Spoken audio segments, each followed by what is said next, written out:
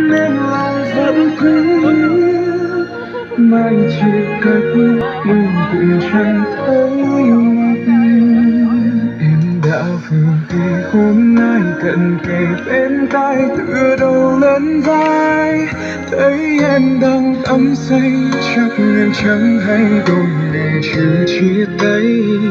Đôi khi tình yêu sẽ hóa nhạt nhòa khi vô tình một trong hai cuốn lấy dài chơi đến khi vỡ ta hài hoại tương lai. Chẳng cần một ai nữa, bất kể ai cũng giữ thừa một mình đừng khóc giữ mình nén cơn đau và từng hơi thở.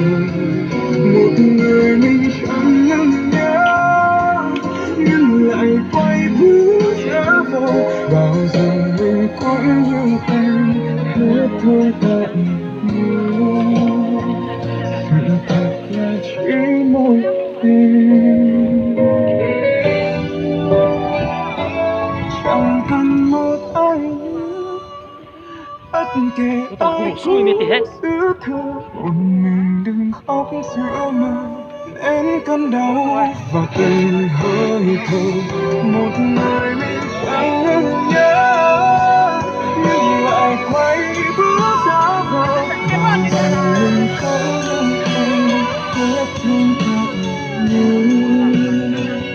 Sự thật là chỉ mỗi em hết thương thật nhiều. Chớ biển tê biết ai cả nè. Cái bộ cá có lời tao hầu á, nó có lời thôn ra. Bố một bể sầu y chúa tón lên nhỏ nhỏ nè. Bố một bể sầu lút chùa hả?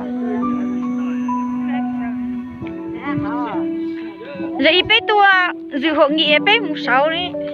Ta ta cho nó lấy muốn nổ lấy sỏi, lấy cô tao cả. Xong học đi sao tao mà lo. Sao chỉ một cái mùa. Mua à? Thì sao lậu à? Mua nào? Ta muốn sát bể ta y tua. Ta sát bể sao tua. là cái bố là cái tất cả họ sáng lên lưu cái số vào Nhà chùa ấy. Nó cho một bể ta xuống à? Nó cho một bể à?